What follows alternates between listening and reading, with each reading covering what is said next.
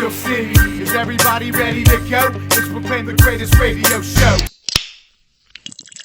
It's week 17. If your fantasy team is still going, you're a happier man than me.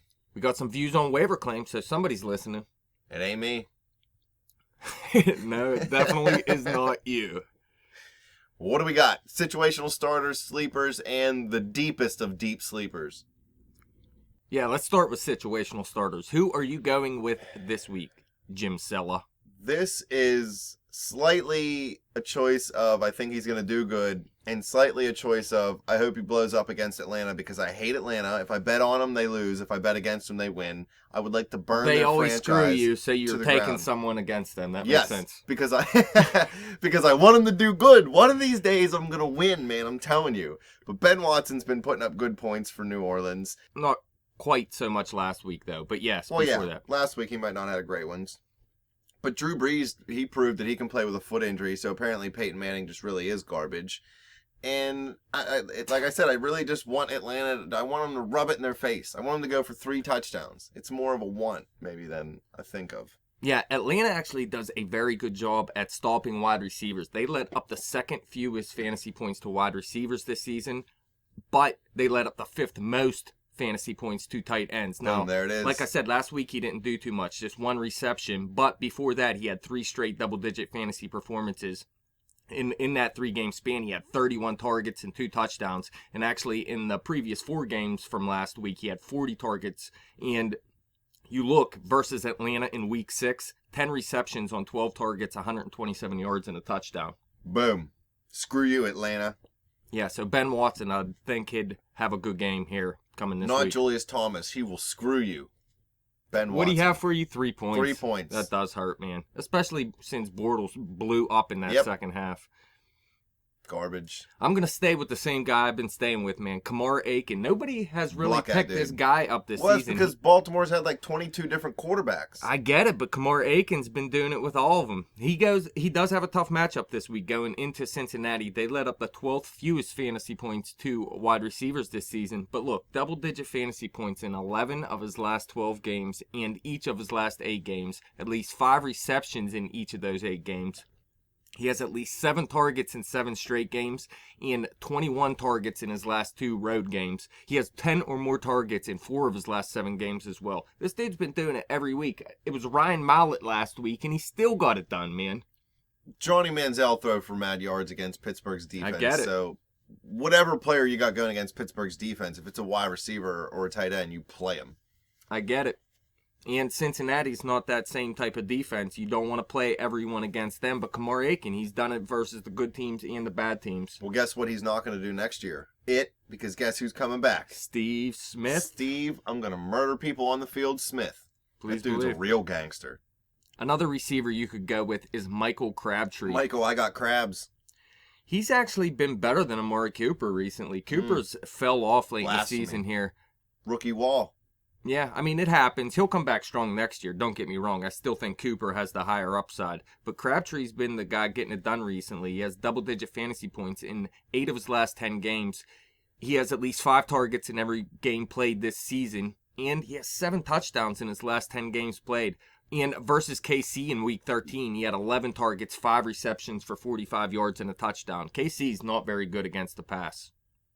KC's only good when they beat Pittsburgh and then go on a 9-game win streak. The bastards. KC, they're a good team, don't get me wrong, but you can beat them in the passing game, in fantasy at least. They're not letting up a ton of points, obviously. Fantasy skews everything. All right, let's move on to sleepers then. I fell asleep looking at these guys, but then I decided to go with Marcus Wheaton because he's from Pittsburgh and he's going up against Cleveland, who give up the 7th most points to fantasy wide receivers. And quite honestly, Pittsburgh needs this guy to have a good game. I'm not saying they need him to blow up for 200, but they cannot afford to lose this game against the Cleveland Browns. They got to win to get in. Ben Roethlisberger wants to get back on track with this passing game.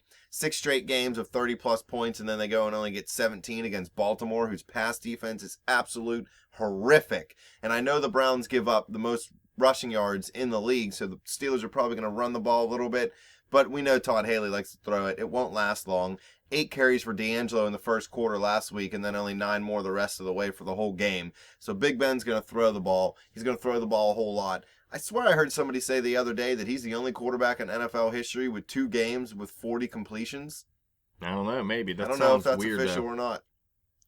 But yeah, Marcus Wheaton, he was a letdown last week at Baltimore, actually. You had Whole him passing as game your was, sleeper. Yeah, it was just a bad game all around for Pittsburgh. He had 3 catches for 41 yards, but he Bounce still back had week. 5 targets. And look, it was his first single-digit fantasy performance since Week 10. Going up against Cleveland, I see Big Ben getting back on track, most importantly, and Marcus Wheaton getting back on track in this game. And, if he catches one of the passes that he did not catch, we're actually probably saying he had a decent fantasy game. It was on 4th and 15. It was a deep pass. The ball got tipped a little bit, I think, but it still bounced right off his shoulder pad. If he'd have made that catch, I'm not saying it was a touchdown or anything, but it kept the drive alive. But it gave him double-digit fantasy points as well. Maybe he would have got into the end zone. I'm going to go with Kyle Rudolph. He actually did end up having a good game there on Christmas week. That's because he's Rudolph the Red-Nosed Reindeer, man. He loves it. But he goes at Green Bay this week. They led up the 12th most points to fantasy tight ends this season. Look, he hasn't been targeted a lot over the past 2 games. Just 5 targets, just 4 receptions for 74 yards. But he did score a touchdown. But look, he has 4 double-digit fantasy performances over his last 6 weeks. And if you look, the last time they played Green Bay, it was week 11. He had 9 targets, 6 receptions for 106 yards and a touchdown. And in his last 2 road games, he has 16 targets, 13 receptions for 120 yards. So on the road, Teddy Bridgewater actually looks Kyle Rudolph's way more often. And he blew up Green Bay once already. So I say Kyle Rudolph goes out there and does it again this week, like he did last week. Although he had the touchdown. That's when he got his touchdown, but he just had 2 receptions. I think he'll get a little bit more involved this week on the road. I think Minnesota just blows up Green Bay, period. You think so? Yep. F Green Bay. Yeah, They're Green done. Bay's not a this good year, team, it's man. not their year. It's not their year. They're down. Started out looking all right. What, 6-0? Yep. And now they're garbage. Believe Get it. blown out by Arizona. Come on. Plus 12.5? You can't cover plus 12.5, Aaron Rodgers? Straight hot garbage. That's all he is. One other sleeper here. This guy's been a sleeper many times this season for us. Theo Riddick going at Chicago. They led up the 12th most fantasy points to running backs this season. He has double-digit fantasy points in 4 of his last 6 weeks, has at least 5 receptions in 5 of his last 7 games, and he does not have back-to-back single-digit fantasy performances this season. Now, he did play Chicago once this season in Week 6, way back in Week 6. He did have 10 fantasy points, so it was a double-digit fantasy performance, but he didn't really blow up. But I think he can go out there and do it this week and get something around 15. I picked Chicago in our pick show, so Riddick will probably blow them up, and I usually lose. So expect them to have 3 touchdowns. Detroit's my pick of the week, so I lost Something's my last gotta 5. Give. It's going to push then, I guess, right? Yeah, who knows? Riddick's going to get 10 points, and they're going to tie. I actually think I like Matt Stafford this week as well. I think Kelvin Johnson's going to have a good week. I can't believe you actually picked Chicago, especially with knowing Elshon Jeffries not coming back. They Home just team. don't. Yeah, I get it. That's the only reason I get picked it. them. They're both not very good. Quarterbacks are both equally garbage.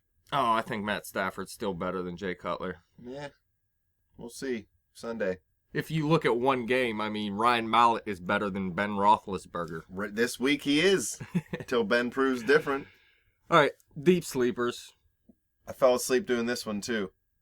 I'm going to go with Sam Bradford going up against the Giants. Mostly because I think Philly is going to come out and show that they could have been a good team, except for Chip Kelly is white-hot garbage. So the Eagles fire him. Pat Shermer, I think, is coaching them. The offensive coordinator. He's going to be the head coach for this week. The players, from what I have been reading, hated Chip Kelly.